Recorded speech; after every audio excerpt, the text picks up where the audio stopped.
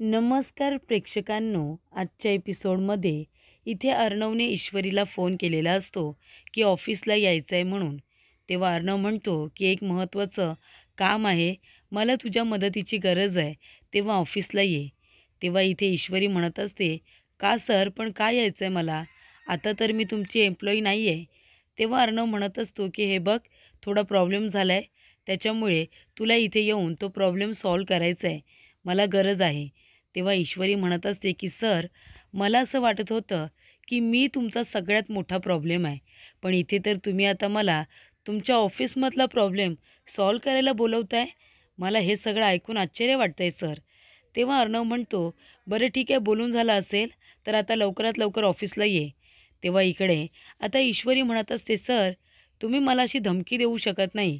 आता मी तुमची एम्प्लॉई नाही आहे, कळलं ना? तेव्हा इकडे मी नाही आले तर? तेव्हा अर्णव म्हणतो, चालणार नाही, लवकरात लवकर ऑफिसला यावंच लागेल, कळलं?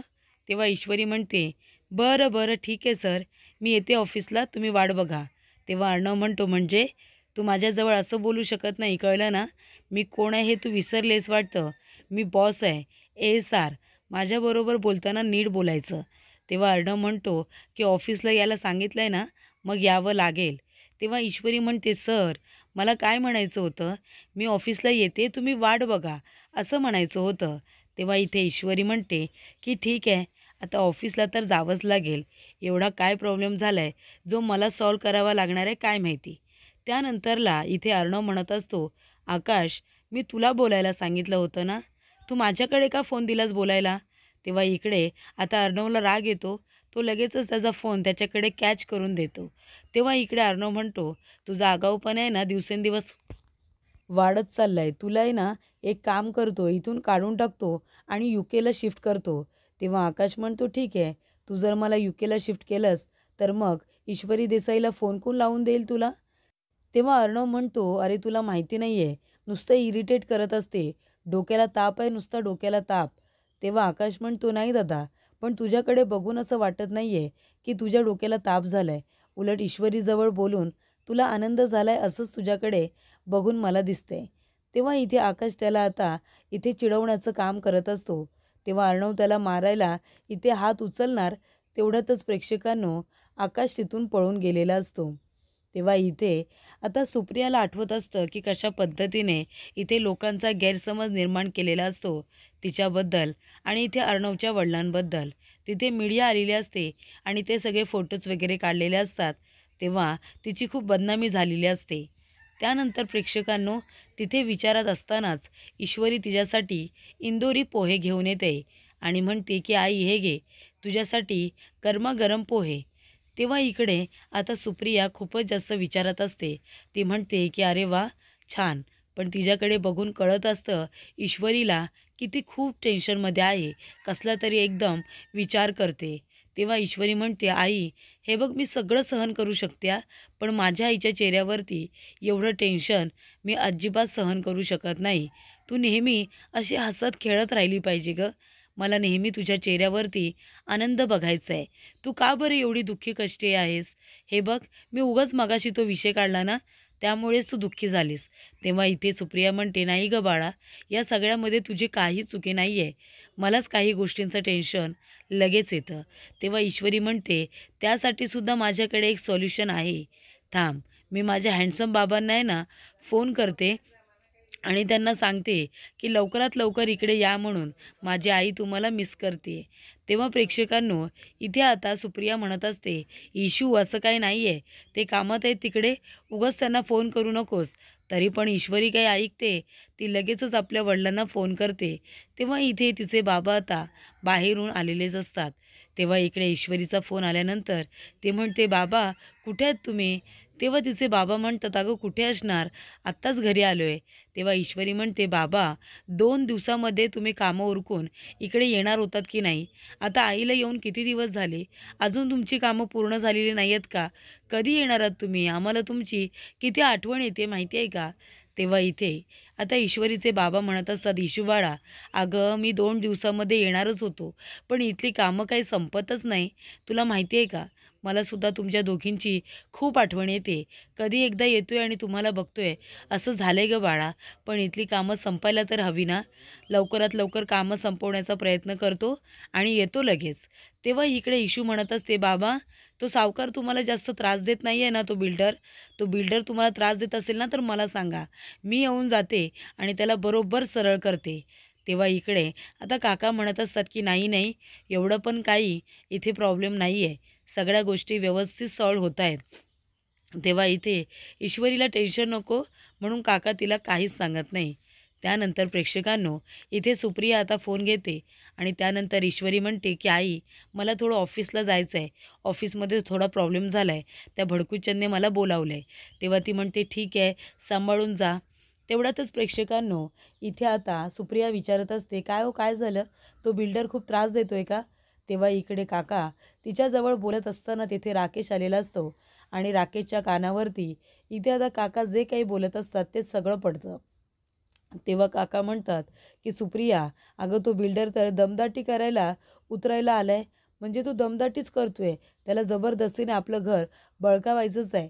म्हणजे इथे कमी कमी पैसे देतोय आणि ज्यांना घरं देतोय ती खूप लांब लांब घरं देतोय.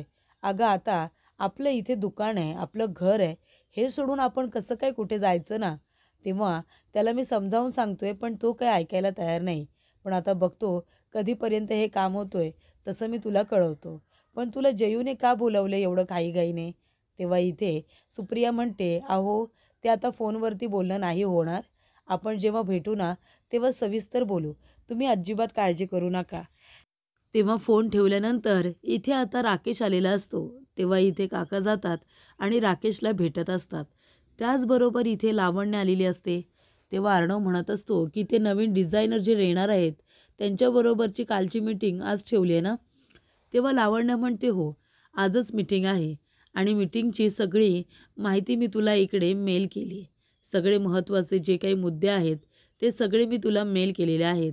आणि हे बघ, हे आहेत ते सगळे डिझायनर आणि ते मुद्दामून इथे अर्णवच्या एकदम क्लोज येऊन उभी राहिलेली असते आणि अर्णवला आता सगळी माहिती सांगत असते. पण अर्णव अजिबात तिच्या या वागण्याला कम्फर्टेबल नसतो. अर्णव लगेचच थोडासा तिरका बसतो आणि तिच्यापासून लांबसुद्धा होतो. तेव्हा इथे लावण्य म्हणत असते की हे बघ, हे ते सगळे डिझायनर्स आहेत आणि मी स्वतः त्यांच्या सगळ्यांचे इंटरव्ह्यूज घेतलेत. मी स्वतः त्यांना पारखून घेतलेलं आहे. तेव्हा इथे अर्णव लगेचच उभा राहतो आणि म्हणत असतो, बरं बरं ठीक आहे, कधीपर्यंत ही मीटिंग संपेल, काही सांगू शकतेस का? तेव्हा इकडे आता लावण्य म्हणत असते की हो, मीटिंग खूप वेळ चालणार आहे. कारण का ते खूप जण असणार आहेत ना, त्यांची वेगवेगळी मतं असणार आहेत. त्याच्यामुळे ती मीटिंग खूप वेळ चालणार आहे. पण का तू का विचारतोयस टायमिंग वगैरे? तुला काही तुझं याच्यामध्ये पर्सनल काम आहे का? ते तुला करून घ्यायचं आहे? तेव्हा अर्णव म्हणत असतो की हो, पर्सनल काम माझं आहे. तेव्हा लावण्य म्हणते, काय असं काय काम आहे जे मीटिंगपेक्षासुद्धा खूपच जास्त महत्त्वाचं आहे? तेव्हा इथे अर्णव म्हणत असतो की जरी महत्त्वाचं आहे, पर्सनल आहे, तरी मी तुला का सांगू? तेव्हा बाकीची सगळी तयारी करून घ्या आणि सगळ्यांना सांगा, असं इकडे आता अर्णव तिला सांगतो. तेव्हा लावण्य म्हणते ठीक आहे आणि ती आता तिथून निघून जाते. तेव्हा अर्णव म्हणत असतो, अशी काय वागते ही, इतकी वियर्ड, काय झाले काय हिला? त्यानंतर इथे काका येतात आणि म्हणतात की नमस्कार, आपण कोण? तेव्हा इकडे राकेश म्हणतो की काका, अहो मी राकेश, आपण भेटलो नाही का होतो इथे? मी मुंबईला असतो, मी एक वकील आहे. पण आता इंदोरला सुद्धा मागे आलो होतो, तेव्हा आपली भेट झाली होती. मार्केटमध्ये ते काही गुंड तुम्हाला त्रास देत होते, तेव्हा नाही का मी तुम्हाला भेटलो होतो, मदत केली होती. तेव्हा काका म्हणतात, अरे हो हो, म्हणजे तेव्हा आपली भेट झाली होती, पण त्यानंतर आपली भेट काही झालेली नाही आहे. या या राकेश या, तुम्हाला भेटून खरंच खूप छान वाटलं. तेव्हा इथे आता काका म्हणतात की या बसा इथे, आज कसं काय येणं केलं तुम्ही? कारण तेव्हा इथे राकेश कसाही असला ना तरीसुद्धा त्या गुंडांपासून त्यानेच त्यांची सुटका केलेली असते, मदत केलेली असते. बाकी सगळे लोक त्यांच्याकडे बघत उभे असतात. त्यानंतरला इथे आता काका म्हणतात की या बसा, इंदोरमध्ये कसं येणं केलं? तर माझं एक काम होतं म्हणून आलो होतो, पण मी ठरवलं होतं की जेव्हा कधी येईन ना तुम्हाला नक्की भेटून जाईन. तेव्हा काका म्हणतात की या बसा, तुमच्याबद्दल खूप ऐकले मी. इशू, नमू तुमच्याबद्दल सतत सांगत असतात. तेव्हा इकडे राकेश म्हणतो, माझ्याबद्दल सतत बोलत असतात, चांगलंच सांगतात ना, की वाईट सांगतात? तेव्हा इकडे काका म्हणतात, नाही सांगत होत्या तुम्ही एक नंबरचे खोटाडे आणि फ्रॉड माणूस आहात म्हणून. तेव्हा इथे काका हे सगळं सिरियसली बोलतात असं राकेशला वाटतं. तेव्हा राकेश म्हणतो काय? तेव्हा काका जोरजोरात हसायला लागतात आणि म्हणतात, नाही हो, असं काय करताय तुम्ही? मी मस्करी केली तर तुम्ही लगेच सिरियस झालात का? अहो तुमच्याबद्दल चांगलंच बोलतात, वाईट का बोलतील? तुम्ही काय वाईट आहात का?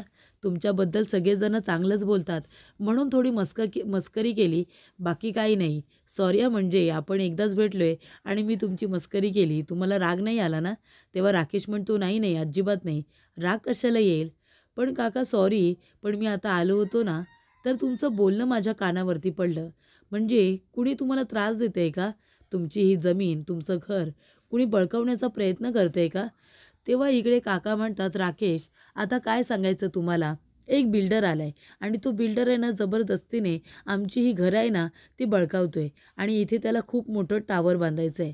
आता तुम्ही सांगा, ही आमची जागा आहे, इथे आमची स्वतःची अशी हक्काची घरं आहेत. इथे माझं दुकानसुद्धा आहे मार्केटमध्ये. आता एवढं वर्ष आम्ही इथे राहिलो आहे. अचानकपणे दुसरीकडे कसं जायचं? आणि इथून आम्हाला त्याने लांब घरं द्यायचं ठरवलं आहे. ती घरं मोठी मोठी असणार आहेत, पण काय उपयोग? 17 किलोमीटरवरती ती घरं आहेत. आता माझं दुकान इथे मार्केटमध्ये आणि 17 किलोमीटर आम्ही तिकडे राहून काय करायचं? म्हणून मी त्याला म्हणालो, की काही झालं तरीसुद्धा मी माझं घर तुम्हाला देणार नाही. पण तो बिल्डर काय ऐकतोय का? तो आपल्या जबरदस्तीने त्या जमिनी सगळ्या बळकावतोच आहे. तेव्हा इथे आता काका म्हणत असतात, की तो आता दमदाटी देतोय, धमकी द्यायला लागलाय तो. मग आता काय करायचं आहे आम्ही? सांगा बरं. तेव्हा राकेश म्हणतो, बरोबर आहे काका, बरोबर आहे ना, हक्काचं घर तुम्ही त्यांना का द्याल?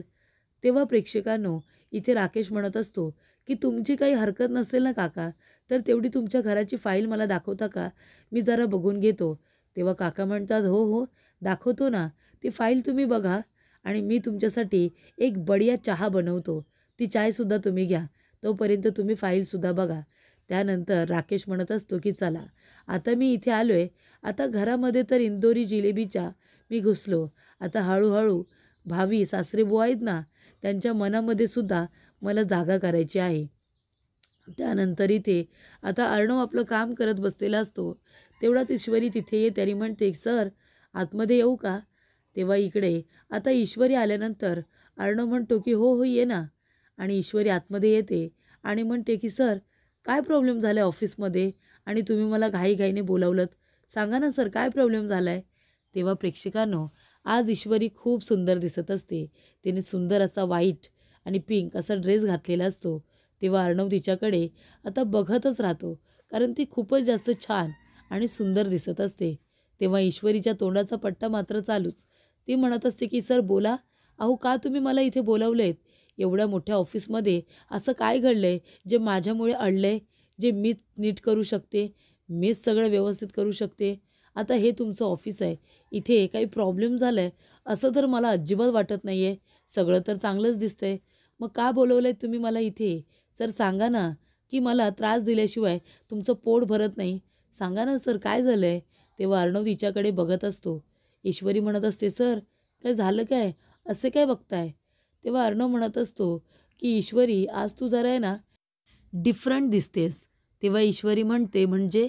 तेव्हा अर्णव म्हणतो, तुझा तो नेहमीचा ड्रेस असतो ना, जो सप्तरंगी असतो, तो नाही घातलेस ना. तेव्हा ईश्वरी म्हणते, सर ती माझी स्टाईल आहे, माझ्या ड्रेसला काही बोलू नका. तेव्हा इथे अर्णव आता उठून जात असताना ईश्वरी त्याच्या मागे मागे जात असते. तेव्हा ती म्हणते, की सर तुम्ही आत्ताच्या आत्ता मला सांगा, का बोलवले मला?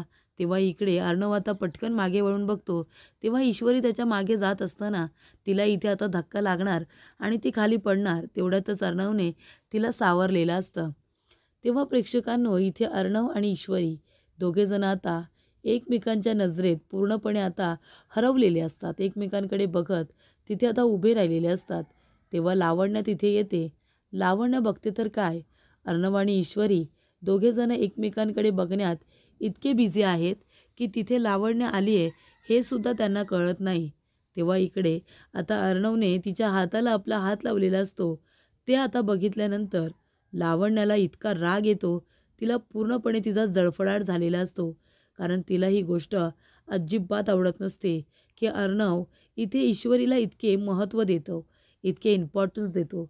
तिला ते अजिबात मान्य नसतं. तेव्हा इकडे आता ती येते आणि बघते तर काय, अर्णव आणि ईश्वरी दोघेजणं एकमेकांच्या इतक्या क्लोज उभ्या आहेत. त्यानंतर लावण्य रागाने तिथून निघून जाते. तेव्हा इकडे आता ईश्वरी म्हणत असते की सर काय झालं आहे, तुम्ही मला का बोलवलं आहे तिथे, काय प्रॉब्लेम झाला आहे जो मी सॉल्व करणार आहे. तेव्हा अर्णव म्हणत असतो की हां ते आईचं मशीन थोडं बिघडले परत, तो थ्रेड आहे ना तो मशीनमध्येच राहतो आहे. तेव्हा इकडे ईश्वरी म्हणते हो पण असं कसं होईल सर, मागच्या वेळेला तर व्यवस्थित चालत होती. तेव्हा इथे अर्णव म्हणतो हो पण मी सांगतोय ना आता मशीन चालू केल्यानंतर त्याच्यामध्ये थ्रेड अडकतोय म्हणून. तेव्हा ईश्वरी म्हणते मशीनमध्ये थ्रेड अडकतोय, मग तर मला बघावं लागेल, बघू दे. तेव्हा अर्णव म्हणतो बघायचं काय त्यात, मी सांगतोय ना तुला की थ्रेड अडकतोय म्हणून. तेव्हा ईश्वरी म्हणते सर अहो ते सगळं तुम्ही मला सांगितलं पण मला एकदा बघायला नको का, चेक नको करायला की कसा थ्रेड अडकतोय ते. मागे जेव्हा बघितलं होतं तेव्हा तर मशीन एकदम नीट चालत होती. तेव्हा इथे ईश्वरी आता मशीन चालू करून बघते आणि तिथे जे कापड असतं त्याला शिलाईसुद्धा देऊन बघत असते. तेव्हा इकडे अर्णवच्या आईचं मशीन एकदम व्यवस्थित आणि स्मूथ चालत असतं. तेव्हा ईश्वरी म्हणते सर अहो हे काय, व्यवस्थित तर चालली आहे ना, कुठे थ्रेड अडकतोय बघा बरं तुम्ही आता, मी शिवलं की नाही हा कपडा. तेव्हा इथे अर्णव म्हणतो हो का, अरे वा, नाही मगाशी अडकत होतं पण बघ ना तुझा हात लागला आणि थ्रेड आता अडकलाच नाही, मशीन नीट झालं, थँक्यू. बघ मी सिंदोर तू इथे आलीस आणि लगेच मशीन माझं नीटसुद्धा झालं, खूपच छान. तेव्हा ईश्वरी म्हणत असते सर तुम्ही खरंच बोलताय, खरंच हे मशीन बिघडलं होतं की मला त्रास द्यायचा होता म्हणून तुम्ही मला इथे बोलावलेत. सर म्हणजे आता मी तुमची एम्प्लॉई नाही आहे तरीसुद्धा मला त्रास दिल्याशिवाय तुमचं पोट भरत नाही का सर. तुम्हाला माहिती आहे तुम्ही मला किती लांबून बोलावलं, मी इथे बसमधून रिक्षामधून कशी गर्दीमधून धक्के खात आली आहे, ह्या गरमीतून तुम्हाला माहिती तरी आहे का मला किती त्रास झाला. पण तरीसुद्धा मी आले कारण मला असं वाटलं होतं की इथे खरोखर खूप मोठा प्रॉब्लेम झाला आहे. पण इतक्या मोठ्या ऑफिसमध्ये काहीही प्रॉब्लेम झाला नव्हता, तरी पण तुम्ही मला एवढ्या लांब का बोलावलं सर, फक्त त्रास द्यायला. नाही नाही आता तुम्ही मला फक्त सांगाच, मला त्रास देऊन तुम्हाला काय एवढा आनंद होतो ना ते मला आज कळू दे. का सर तुम्ही मला एवढं लांब बोलावलं, का तुम्ही मला इथे काहीही प्रॉब्लेम नसताना प्रॉब्लेम आहे असं सांगितलं, का तुम्ही मला अजूनही त्रास देताय. आता तर मी रिझाईन केलं आहे, तुमची एम्प्लॉई पण नाही आहे, मग मी का तुमचा त्रास सहन करायचा, एवढं का तुम्हाला आनंद होतो. ईश्वरी आता नॉन स्टॉप बडबड करतच असते. तिला इकडे आता रागच आलेला असतो की मला बोलावलं का, इथे जर काही प्रॉब्लेम नाही आहे तर मला त्रास का दिला, एवढं लांबून मला का बोलावलं. हो अगदी बरोबर, मला त्रास दिल्याशिवाय तुम्हाला शांत झोप कशी लागेल ना, बरोबर की नाही, मला त्रास तर दिला पाहिजे तेव्हाच तर तुम्हाला आनंद होईल आणि तुम्हाला शांत झोप लागेल. तेव्हा इकडे अर्णव म्हणत असतो 1 मिनिट आणि तो फोन करतो आणि आठवण करून देतो की जे सांगितलं आहे ते घेऊन या. त्यानंतरला इथे ईश्वरी तरीसुद्धा शांत बसत नसते. तेव्हा अर्णव म्हणतो 1 मिनिट, तो पाणी प्यायला देतो आणि म्हणतो की पाणी प्या. पाणी पिऊन झाल्यानंतर अर्णव म्हणतो कंटिन्यू. तेव्हा ती पुन्हा आपली बडबड सुरू करते, मला इथे का बोलावलं, मी तुमची एम्प्लॉई नाही आहे तरीसुद्धा तुम्ही मला एमर्जन्सीमध्ये बोलावून घेतलं, त्रास दिला, मला त्रास दिल्याशिवाय तुमचं मन भरत नाही का, तुमचं पोट भरत नाही का, हे तिचं बोलणं सुरूच असतं. त्यानंतर इथे आता स्पॅम येते आणि म्हणत असते की लावण्या अगं महत्त्वाची फाईल घेऊन आले होते त्याच्यावरती तुझ्या साईन हव्यात. तेव्हा लावण्या म्हणते की महत्त्वाची फाईल माय फूट आणि ती फाईल घेऊन आता दूर तिकडे फेकून देते आणि म्हणत असते की स्पॅम तू इकडे ये. बस बरं इथे इथे बस आणि आज मी तुला एक प्रश्न विचारणार आहे, त्या प्रश्नाचं मला खरं खरं उत्तर द्यायचं, अगदी खरं खरं उत्तर द्यायचं. तेव्हा इकडे स्पॅम म्हणते हा विचार ना, काय विचारायचं आहे तुला.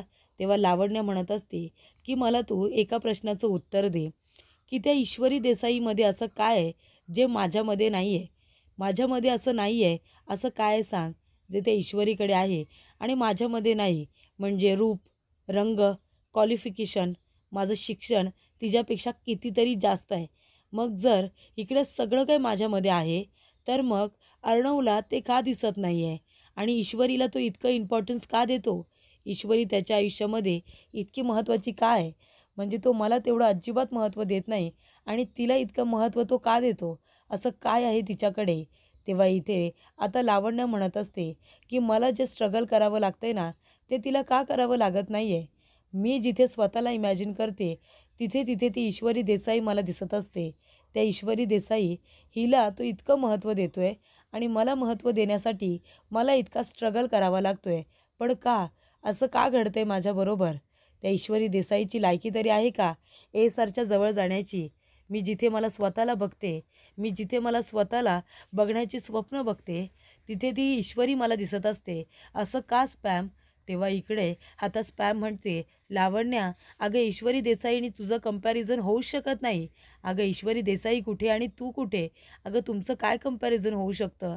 तू लावण्या आहेस, लावण्या, आणि ती साधी एम्प्लॉई ईश्वरी देसाई. तुझं आणि तिचं कंपॅरिझन नाही होऊ शकत. तू नको ना तिला घेऊन इन्सिक्युअर होऊ. तेव्हा लावण्य म्हणते, कशी इन्सिक्युअर होऊ नको? तिला मी जेव्हा जेव्हा बघते ना तेव्हा मला त्रास होतो, असं लावण्य म्हणते. त्यानंतर ईश्वरी प्रश्न विचारत असते ना, की तुम्ही मला इथे का बोलावलं, का बोलावलं? तर इथे आईस्क्रीम खायला बोलावलेलं असतं. अर्णव म्हणतो की ही आहे व्हॅनिला आईस्क्रीम विथ मँगो, आणि हिचं मँगो मिल्कशेकसुद्धा झालेलं नाही आहे. तेव्हा इथे ईश्वरी आता अर्णवकडे बघतच राहते. अर्णव म्हणतो, तुला आवडते ना?